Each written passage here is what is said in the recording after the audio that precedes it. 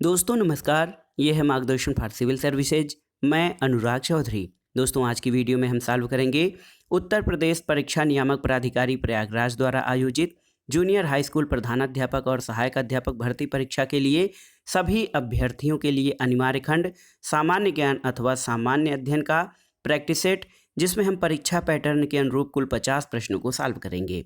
दोस्तों ये video junior high school अध्यापक भर्ती परीक्षा के साथ साथ अन्य परीक्षाओं के सामान्य ज्ञान और सामान्य अध्ययन के लिए बहुत ही उपयोगी तथा महत्वपूर्ण है। तो आइए शुरू करते हैं आज का प्रैक्टिस सेट।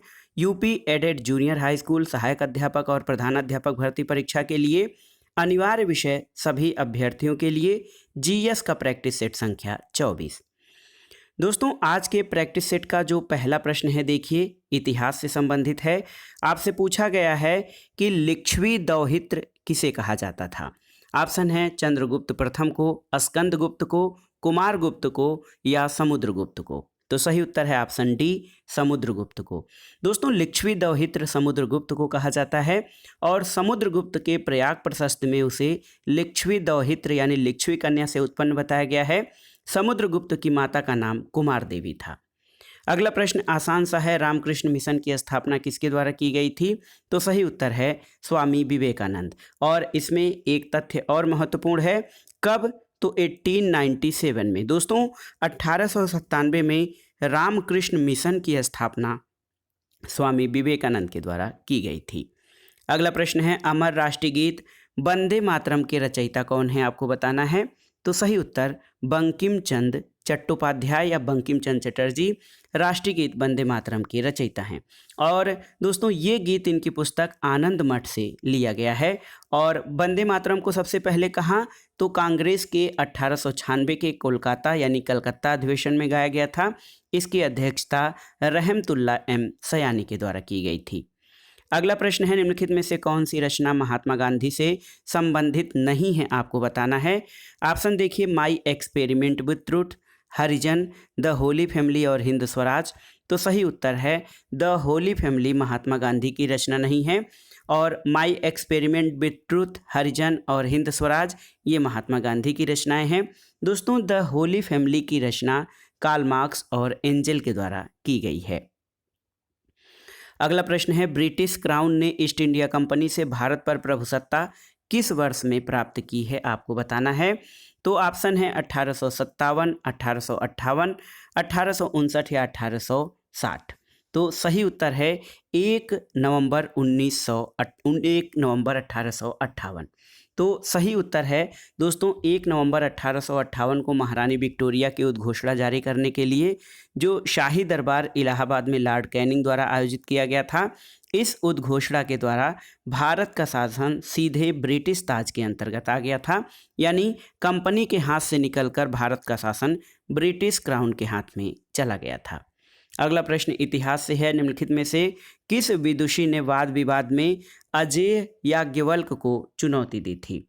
तो सही उत्तर क्या है दोस्तों, याज्ञवल्क को गार्गी के द्वारा चुनौती दी गई थी और याज्ञवल्क गार्गी संवाद का उल्लेख बृहदारण्यक उपनिषद में मिलता है।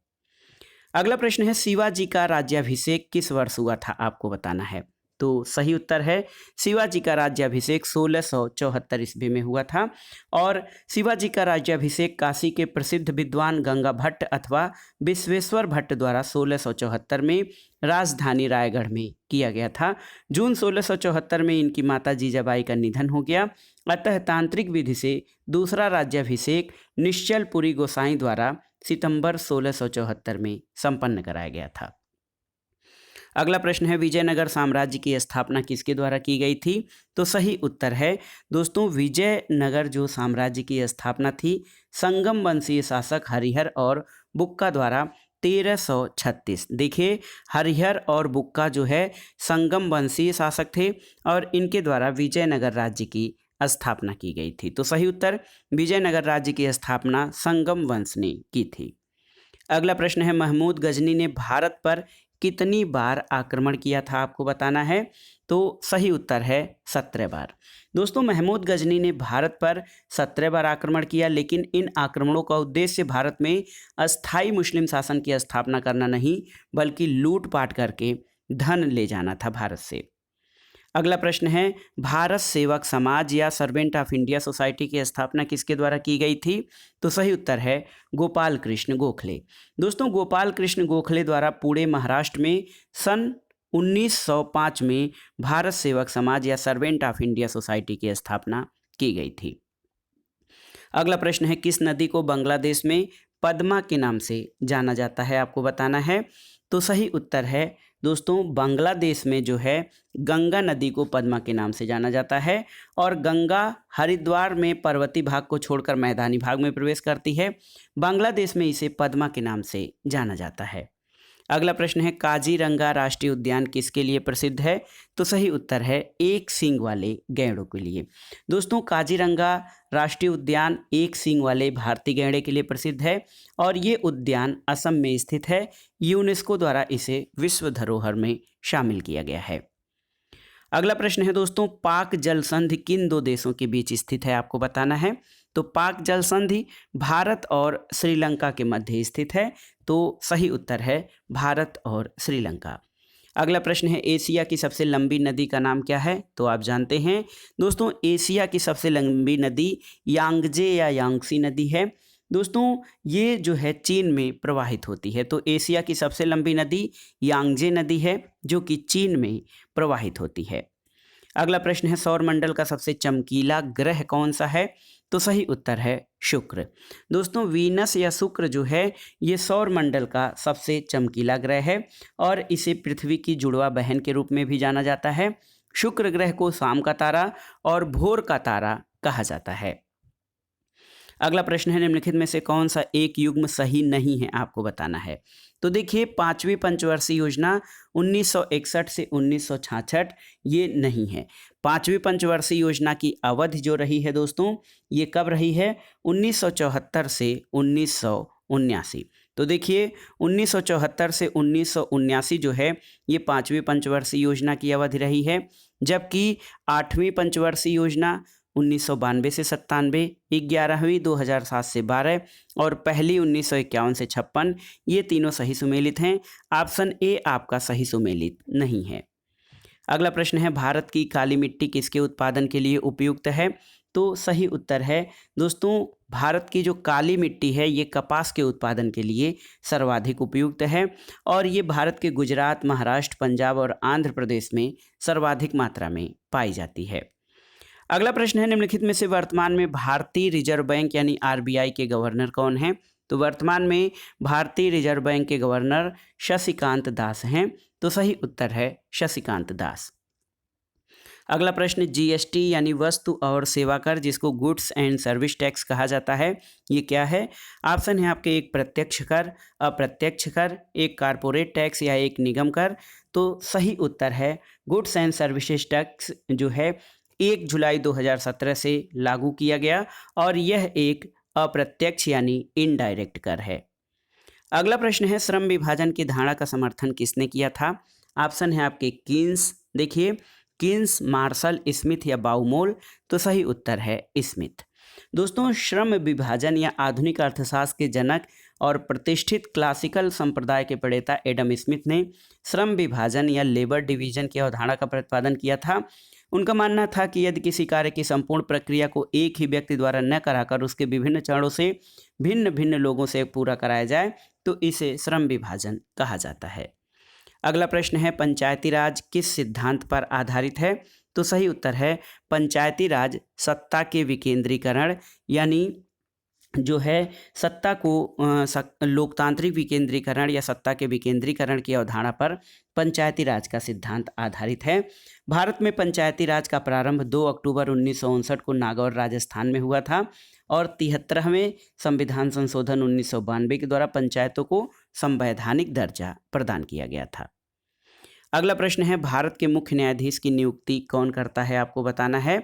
तो सही उत्तर है राष्ट्रपति। दोस्तों, भारत के मुख्य न्यायाधीश की नियुक्ति राष्ट्रपति के द्वारा की जाती है।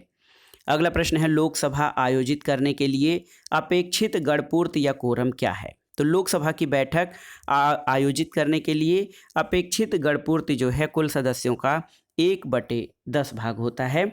तो संविधान के अनुच्छेद 103 के तहत प्रत्येक सदन यानी लोकसभा और राज्यसभा की कार्रवाई आयोजित करने के लिए अपेक्षित कोरम या गणपूर्ति कुल सदस्य संख्या का 1/10 होता है। अगला प्रश्न है, भारत के संविधान में शामिल राज्य नीति निर्देशक सिद्धांतों की अवधारणा किस देश के संविधान से ली गई है? तो उत्तर है आयरलैंड। दोस्तों, भारतीय संविधान में अनुच्छेद 36 से 51 तक राज्य के नीति निर्देशक सिद्धांतों की अवधारणा ये आयरलैंड के संविधान से ली गई है। ऑस्ट्रेलिया के संविधान से समवर्ती सूची और यूएसए के संविधान से मूल अधिकार, कनाडा के संविधान से हमारी संघीय व्यवस्था ली गई है। अगला प्रश्न है, संविधान की उद्देशिका या प्रस्तावना का संशोधन कितनी बार अब तक किया गया है? ऑप्शन है आपके 3 बार, 1 बार, 2 बार या संशोधन नहीं किया गया है। तो सही उत्तर है भारतीय संविधान की प्रस्तावना में अभी तक केवल 1 बार संशोधन किया गया है। ये कब? 42वें संविधान संशोधन अधिनियम 1976 के द्वारा, और इसके द्वारा भारतीय संविधान की प्रस्तावना में 3 शब्द जोड़े गए थे। आप जानते हैं, समाजवाद, पंथनिरपेक्ष और अखंडता। अगला प्रश्न है, श्वेत रंग या श्वेत रंग का प्रकाश कितने रंगों का मिश्रण होता है? तो आप जानते हैं 7 रंगों का मिश्रण होता है, जिसमें बैगनी, नीला, आसमानी, हरा, पीला, नारंगी और लाल रंग होता है, जिसको बै या नीह पिनाला के नाम से जाना जाता है, या इसको इंग्लिश में बिबग्योर से संबोधित किया जाता है। अगला प्रश्न आपको बताना है, निम्नलिखित में से कौन एक इनपुट डिवाइस नहीं है? ऑप्शन है आपके स्कैनर, जॉयस्टिक, प्लाटर। तो आपको बताना है कि कौन सा इनपुट डिवाइस नहीं है। तो सही उत्तर है प्लाटर, ऑप्शन 3। दोस्तों, ऑप्शन सी केवल 3 जो है ये इनपुट डिवाइस नहीं है। इनपुट डिवाइस वो डिवाइस होते हैं जिनसे कंप्यूटर तक कोई जानकारी निर्विष्ट या इनपुट उनको कराया जाता है, प्रवेश कराया जाता है। कीबोर्ड, माउस, स्कैनर, जॉयस्टिक आदि इनपुट डिवाइस के उदाहरण हैं, जबकि प्लाटर जो है ये आउटपुट डिवाइस का उदाहरण है। अगला प्रश्न है दोस्तों, ब्लीचिंग पाउडर का रासायनिक नाम क्या है? तो सही उत्तर है कैल्शियम हाइपोक्लोराइट। ब्लीचिंग पाउडर जो है इसका सूत्र CaOCl2 यानी कैल्शियम हाइपोक्लोराइट है, और इसका प्रयोग रोगाणुनाशक के रूप में जल को शुद्ध करने के लिए किया जाता है। ब्लीचिंग पाउडर का प्रयोग क्लोरोफार्म और क्लोरीन गैस बनाने के लिए भी किया जाता है। अगला प्रश्न है, मानव शरीर का सबसे बड़ा अंग कौन सा है? देखिए, ऑप्शन है आपके हृदय, मस्तिष्क, यकृत या गुर्दा। तो सही उत्तर है यकृत। देखिए, मानव शरीर का सबसे बड़ा आंतरिक अंग लीवर यानी यकृत होता है, और ये शरीर की सबसे बड़ी ग्रंथि या ग्लैंड है। अगला प्रश्न है, मनुष्यों में रक्तचाप सामान्यतः कितना होता है? तो सही उत्तर है मनुष्य का औसत रक्तचाप 120 और 80 होता है। दोस्तों, धमनियों में रक्तदाब की 2 अवस्थाएं होती हैं। पहले को प्रंकुचन दाब यानी सिस्टोलिक प्रेशर, और दूसरे को प्रसारण दाब यानी डायलोस्टिक प्रेशर कहा जाता है। और सामान्यतः जो है प्रकुंचन दाब 120 मिलीमीटर पारे और प्रसारण दाब 80 मिलीमीटर पारे के बराबर होता है। अगला प्रश्न देखते हैं। अगला प्रश्न है दोस्तों, कुछ कथन दिए गए हैं, ये रीजनिंग से संबंधित है। कथन और निष्कर्ष, और इसके आधार पर आपको उत्तर देना है। देखिए, यहाँ पर बताया गया है, देखिए प्रश्न है कि सभी लैपटॉप कंप्यूटर हैं, और दूसरा है, पहला कथन है कि सभी लैपटॉप कंप्यूटर हैं, और दूसरा है कि कुछ टैबलेट लैपटॉप हैं। तो जो इनसे निष्कर्ष निकलता है कि सभी टैबलेट कंप्यूटर हैं, तो सभी टैबलेट कंप्यूटर हैं ये निष्कर्ष नहीं निकलता है। कुछ टैबलेट कंप्यूटर हैं सही है, और कुछ कंप्यूटर लैपटॉप हैं।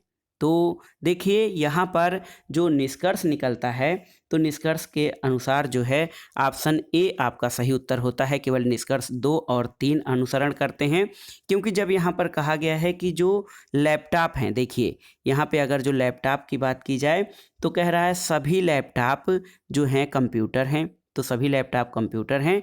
और दूसरा है कि कुछ टैबलेट लैपटॉप हैं, तो कुछ टैबलेट यानी लैपटॉप जो है, कुछ टैबलेट जो हैं ये लैपटॉप हैं, लैपटॉप भी हो रहा है। तो इससे निष्कर्ष 2 निकलता है, 2 और 3 कि कुछ टैबलेट कंप्यूटर हैं। देखिए, कुछ टैबलेट कंप्यूटर हो जाएंगे और कुछ कंप्यूटर लैपटॉप हो जाएंगे, तो कुछ कंप्यूटर लैपटॉप हो जाएंगे। अगला प्रश्न है दोस्तों, अप्रैल 2021 में बहुपक्षीय या बहुराष्ट्रीय सैन्य अभ्यास शांतिर अग्रोसोइना 2021 किस देश में आयोजित किया गया था? दोस्तों 4 अप्रैल से 12 अप्रैल 2021 के मध्य बहुराष्ट्रीय सैन्य अभ्यास शांतिर अग्रसेना 2020 बांग्लादेश में राष्ट्रपिता बंगबंधु शेख मुजीबुर रहमान की जन्म शताब्दी के उपलक्ष्य में आयोजित किया गया था। ऑप्शन ए आपका सही उत्तर हो जाएगा।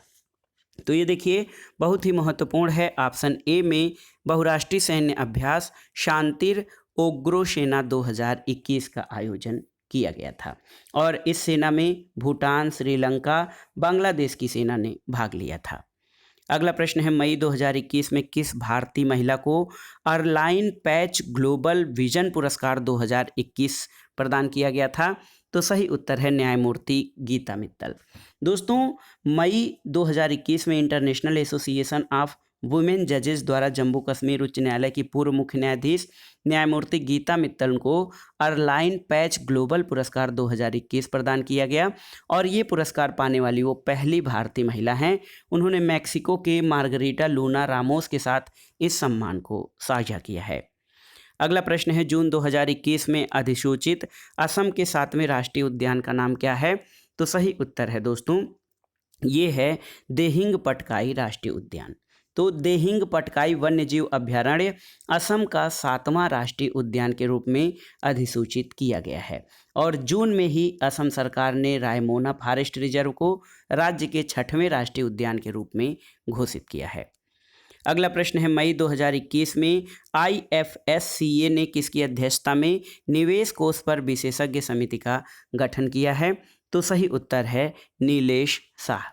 दोस्तों मई 2021 में अंतर्राष्ट्रीय वित्तीय सेवा केंद्र प्राधिकरण ने Kotak Mahindra asset management company limited के प्रबंध निदेशक नीलेश शाह की अध्यक्षता में निवेश कोष पर एक विशेषज्ञ समिति का गठन किया है।